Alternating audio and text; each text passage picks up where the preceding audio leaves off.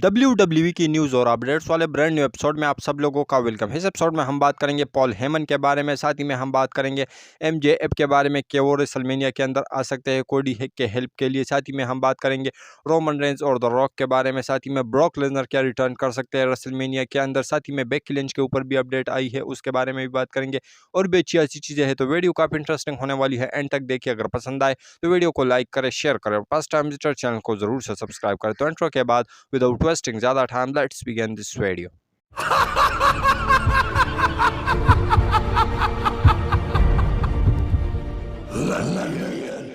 तो सबसे पहले स्टार्ट करते हैं बेकी लिंच के साथ। तो बेकी लिंच के कॉन्ट्रैक्ट के बारे में अपडेट निकल के सामने आई है, और वो ये है कि जो बेकी लिंच है उसका कॉन्ट्रैक्ट के अंदर सिर्फ 2 मंथ रह गए हैं, और उसके बाद जो बेकी लिंच है, मुझे ऐसा लग रहा है पर्सनली कि जो बेकी लिंच है वो WWE के साथ कॉन्ट्रैक्ट साइन कर लेगी, क्योंकि उसको ऐसा कोई टेंशन नहीं है और ना ही कोई ऐसा इशू है। तो आप लोग इसके बारे में क्या कहोगे? तो एक छोटी सी अपडेट थी बेकी लिंच के कॉन्ट्रैक्ट को लेकर, तो आप लोग इसके बारे में क्या कहोगे? इसके साथ हम बात करते हैं अपनी नेक्स्ट अपडेट के बारे में, जो कि जुड़ा हुआ है मैट रिडल से। तो मैट रिडल ने रिसेंट टाइम में WWE के बारे में कमेंट्स कुछ कहा है। तो उन्होंने कहा है कि भाई वो WWE के अंदर वापस आना चाहता है, लेकिन उसे पता है कि WWE इस समय ना उसे लेगी और ना ही जो डेना वाइट है, क्योंकि डेना वाइट जो है वो UFC की प्रेसिडेंट है, और ऐसे में उसके साथ उसकी अच्छी खासी ऐसी बनती नहीं है। तो ऐसे में जो मैट रिडल है वो इस समय WWE के अंदर नहीं आ सकते, लेकिन वो चाहते हैं कि वो एक अच्छा इंसान बने और अच्छे काम करे, और ऐसे अपने आप को प्रूव करे कि वो एक अच्छा इंसान बना हुआ है, एक अच्छे सुपरस्टार बना हुआ है। क्योंकि अच्छे सुपरस्टार तो वो थे, लेकिन अच्छे इंसान नहीं थे, क्योंकि वो नशे वगैरह जैसे कोई एलिगेशन वगैरह ये कंट्रोवर्सीज में हमेशा पड़े रहते थे। तो ऐसे में उस सारी चीज़ों से वो निकलना चाहते हैं, और उसके बाद वो WWE के अंदर आना चाहते हैं। तो आप लोग मैट रिडल को एक बार फिर से देखना चाहते हो WWE के अंदर या नहीं? वेल, इसके बारे में अपनी राय नीचे कमेंट सेक्शन में ज़रूर दीजिए। इसके साथ हम बात करते हैं अपनी नेक्स्ट अपडेट के बारे में, जो कि जुड़ा हुआ है अंडरटेकर से। तो अंडरटेकर ने जो है रिसेंट टाइम में कहा है कि वो बेस्ट पॉल हेमन गाय रहा है। तो पॉल हेमन का कहना है कि वो करंट टाइम में उसका जो बेस्ट गाय है वो रोमन रेंस है। अंडरटेकर का कहना है कि वो बेस्ट गाय है पॉल हेमन के। साथ ही में जो फैंस है वो कह रहे हैं कि पॉल हेमन का बेस्ट जोड़ी अगर किसी के साथ थी तो वो थे ब्रॉक लेसनर। तो आप लोगों को जो पॉल हेमन है उसकी जोड़ी किसके साथ अच्छी लगी थी? क्यों पॉल हेमन खुद से कहते हैं कि उसको रोमन रेंस के साथ काम करना अच्छा लगा। साथ ही में वो ब्रॉक लेसनर के साथ भी, अंडरटेकर के साथ भी एंजॉय कर रहे थे, लेकिन जो पॉल हेमन है उन उसका करंट में ये कहना है कि उसकी जो बेस्ट गाय है या बेस्ट गाय है वो और इस समय रोमन रेंस है, लेकिन अंडरटेकर का क्लेम करना है कि वो बेस्ट गाय थे पॉल हेमन के। और साथ ही में जो क्राउड है या फैंस है वो कह रहे हैं कि जो ब्रॉक लेसनर है वो बेस्ट गाय है। तो आप लोग किसको ऊपर रखोगे? वेल, इसके बारे में अपनी राय नीचे कमेंट सेक्शन में ज़रूर दीजिए। इसके साथ हम बात करते हैं अपनी नेक्स्ट अपडेट के बारे में, जो कि जुड़ा हुआ है सोलो सिक्वाय से। तो सोलो सिक्वाय की जो एक स्ट्रीक लगातार चली आ रही है क्राउन ज्वेल के बाद, तो वो ये है कि जो सोलो सिक्वाय है उन्होंने लगातार क्राउन ज्वेल के बाद मेन रोस्टर के ऊपर लाइव इवेंट हाउस शोज के अंदर 34 मैचेस हारे हैं, यानी 34 मैचेस के अंदर उसकी जो हार है वो देखने को मिली है हमें, और वो हारे है इस समय, और 0 उसकी विंस है। तो आप लोग इसके बारे में क्या कहोगे? क्या जो WWE है वो सोलो सिक्वाय को ज़्यादा सीरियस नहीं लेने वाली या सीरियस नहीं लेगी? तो आप लोगों को यहाँ पर एक अपडेट भी बताता चलूँ कि सोलो सिक्वाय आप लोगों को रेसलमेनिया के बाद एक डिफरेंट ही रूप में देखने को मिलेंगे। तो आप लोग इसके बारे में क्या कहोगे? इसके साथ हम बात करते हैं अपनी नेक्स्ट अपडेट के बारे में, जो कि जुड़ा हुआ है रेसलमेनिया के अंदर लेजेंड्स की रिटर्न से। तो रेसलमेनिया के अंदर 4 लेजेंड्स आ सकते हैं अभी के हिसाब से। तो अपडेट निकल के सामने आई है, जिसमें बताया जा रहा है कि जो बॉब ऑर्टन, रिकी साथी में लिंड्रा ब्लेज जो कि एक लेडी सुपरस्टार है वो, और साथी में जो हल्क होगन है, ये चारों सुपरस्टार जो लेजेंड है ये आप लोगों को रेसलमेनिया के अंदर देखने को मिल सकते हैं। तो आप लोग पर्सनली किस लेजेंड को देखना चाहते हो, वेल इसके बारे में अपनी नीचे कमेंट सेक्शन में ज़रूर दीजिए। इसके साथ हम बात करते हैं अपनी नेक्स्ट अपडेट के बारे में, जो कि जुड़ा हुआ है स्टोन कोल्ड स्टीव ऑस्टिन से।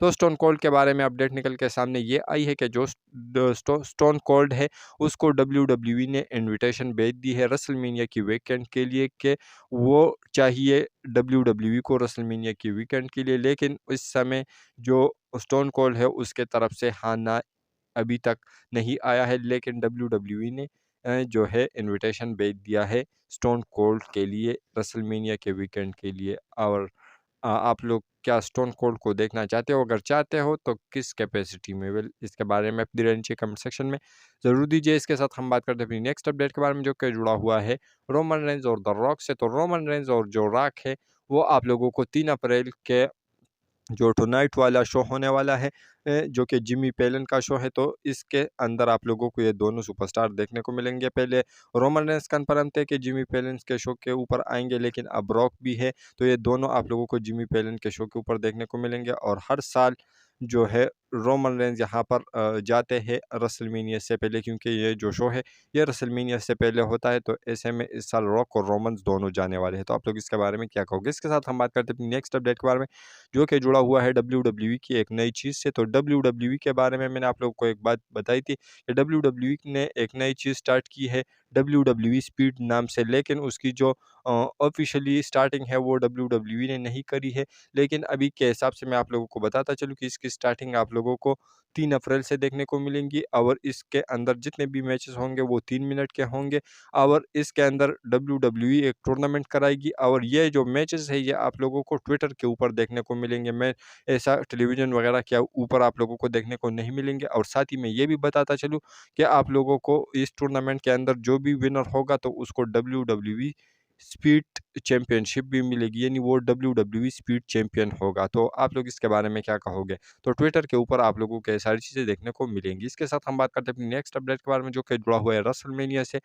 तो रेसलमेनिया 40 इसके लेंथ के बारे में अपडेट निकल के सामने आई है कि जो रेसलमेनिया 40 है उसका लेंथ कितना हो सकता है। तो अभी के हिसाब से अपडेट निकल के सामने ये आई है कि आप लोगों को दोनों जो नाइट्स हैं वो 6-6 घंटों के देखने को मिलेंगी। तो अगर 6-6 घंटे नहीं भी होगी तो आप लोगों को 5-5 घंटों के तो देखने को मिलेंगी। लेकिन अपडेट के अंदर ये क्लेम करना है कि आप लोगों को दोनों नाइट्स जो है वो 6-6 घंटों के देखने को मिलेंगी। जो शोज़ होंगे नाइट 1 का वो 6 घंटे का, नाइट 2 का भी 6 घंटे का। तो आप लोग इसके बारे में क्या कहोगे? इसके साथ हम बात करते हैं अपनी नेक्स्ट अपडेट के बारे में, जो कि जुड़ा हुआ है द बीस्ट इनकॉर्नेट ब्रॉक लेसनर से। तो द बीस्ट इनकॉर्नेट ब्रॉक लेसनर के बारे में अपडेट निकल के सामने ये आई है। अपडेट तो नहीं है, बल्कि जो फैंस है वो स्पेकुलेशन कर रहे हैं इस समय कि जो ब्रॉक लेसनर है, जिस समय मैंने आप लोगों को जिस तरीके से बताया कि जो बैक स्टेज पर जहाँ पर कोडी रोड के ऊपर अटैक किया था रॉक ने मंडे नाइट रॉ के ऊपर, तो वहाँ पर हमें स्टोन कोल्ड और जॉन सीना की जो प्रोडक्शन ट्रक है वो देखने को मिली थी।